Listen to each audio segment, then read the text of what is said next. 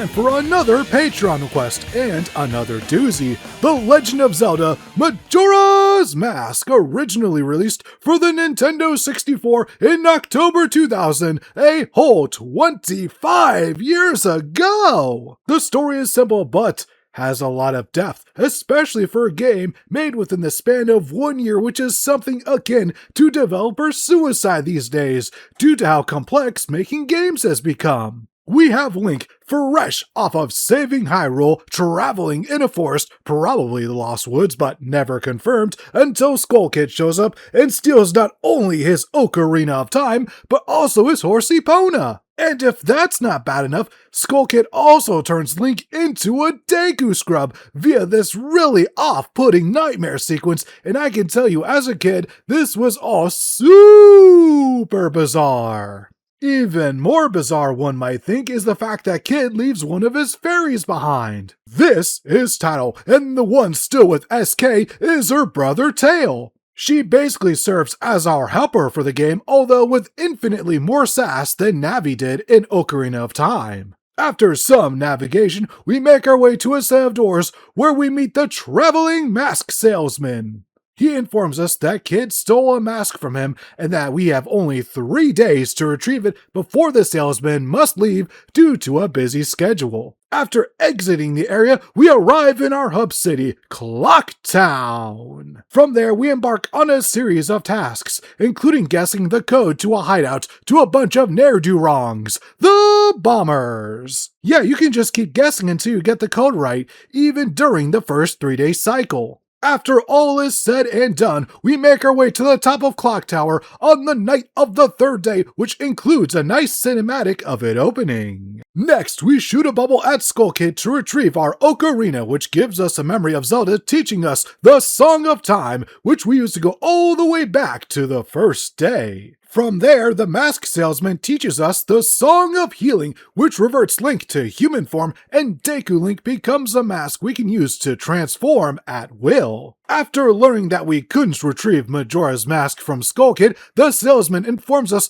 just how dangerous it is, and how we must get it back at all costs. Following that, we head off to various parts of the world we're in, known as Termina, to help various residents with their problems, and in doing so, freeing the 4 giants who are the protectors of this land. I'll take this time to discuss the 4 dungeons, and yes, there's only 4, and that's how I wish every Zelda game was. The first one, Woodfall, is the most straightforward, and you'd have to try really hard to get lost here. It took me less than 30 minutes to get to the boss, which should tell you plenty of how much of a beginner dungeon it is in the overall scope of this game. Downside, playing this on the Nintendo Switch meant some of the platforming was a tad more difficult than it needed to be due to the game being made with the N64 controller in mind. Nevertheless, I made it through rather quickly, so all's good, yeah? Snowhead, fuck, I hate this fucking dungeon! I hate how hard Goron Link is to control on the Switch, I hate how easy it is for me to lose track of where I'm supposed to go, I hate this pillar, and I hate all of the falling! Hate! Well, at least the boss fight against Goat is fun, and yes, it's pronounced Goat. I mean, his Japanese name is literally Goto for crying out loud. Next is Great Bay, which I already made a video about earlier this year, but to summarize, it's a great time. So long as you pay just a little attention, you'll find your way through the dungeon really easily. And lastly, it's Stone Tower, which is the longest to be sure, but nowhere near as frustrating as Snowhead due to everything being, once again, super straightforward. I should note that I played through all of these dungeons sans strategy guide, so I feel like if a dungeon like Stone Tower is easy for me, then it should be, at worst, moderately challenging to most people. And for the record, no, I do not play through these dungeons on any regular basis because those are not the reason I play Zelda games. The main reason I do so, and this game is a big reason why, are all of the side quests and mini-games. Ages before side quests became a must in video games, Majora's Mask had a cornucopia of them. There are 2 which stand out the most, with the first being Romani Ranch. Here we can fight off aliens trying to steal cows, and yes, that is their goal, but thankfully for the bovine, we're here to stop the invading force with the use of our bow.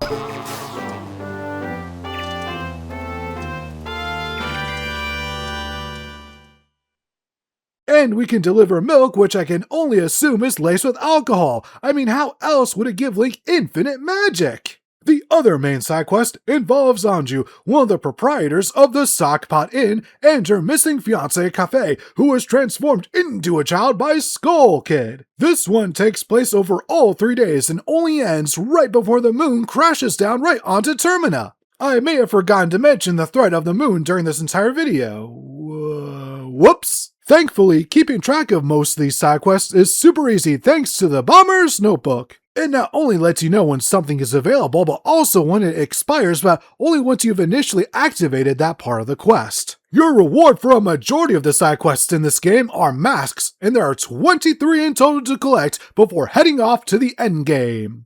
The designs of them are fantastic and they all stand out, although not all of them are actually masks. For example, this is the bunny hood. It's a hood, not a mask, and this is the postman's hat, which is, well, a fucking hat! I guess they were stressed for ideas, which makes sense when, once again, you remember 1 year of dev time. Still kind of surprised there wasn't at least one wrestling mask. I mean, come on! Almost every Japanese game featuring masks has a tiger mask reference in it in some form or fashion. In terms of critiques of Majora's Mask, one of them can be how much waiting the player will have to do in between side quest objectives. Sometimes you'll just have to wait and wait and wait and wait. I'm used to it due to playing the game for well over 2 decades, but new players, perhaps not so much. This is one flaw 100% fixed in the 3DS remake. One not fixed as much as it should have been is the bottom of the well in Ikana Canyon.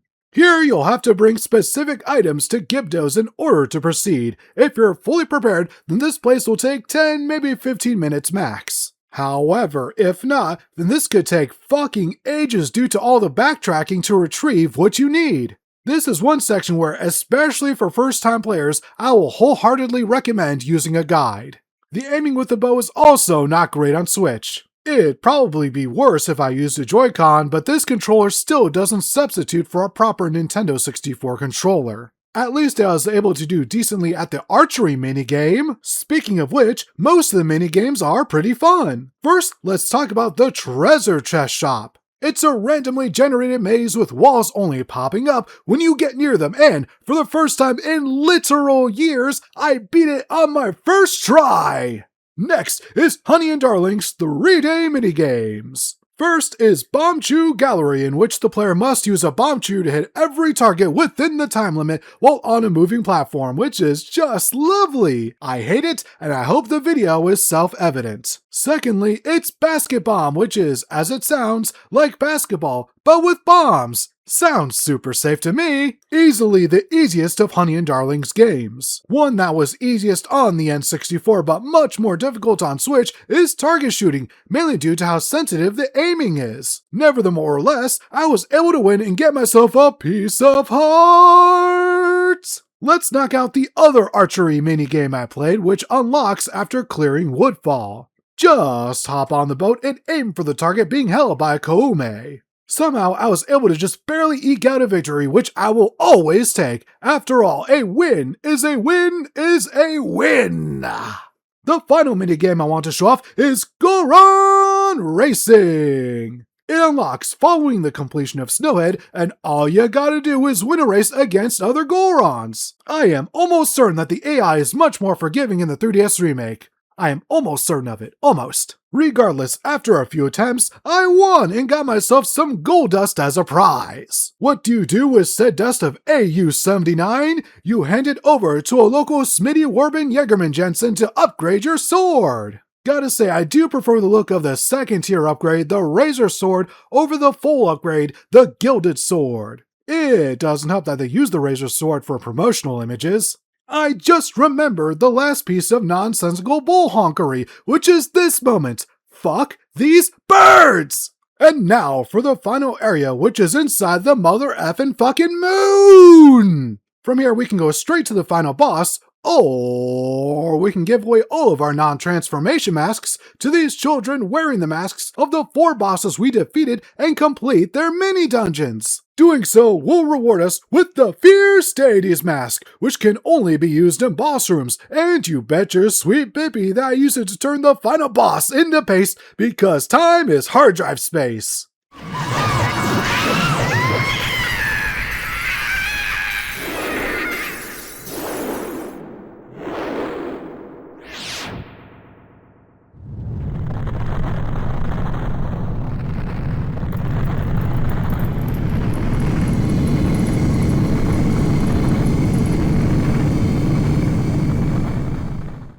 After that, the day is saved, and Skull Kid is back to being a normal prankster. It's here where the mask salesman makes one hell of a speech, knowing that life is full of meetings and partings, and I've taken that to heart ever since I first played this game. Link then departs while the much-awaited Carnival of Time commences.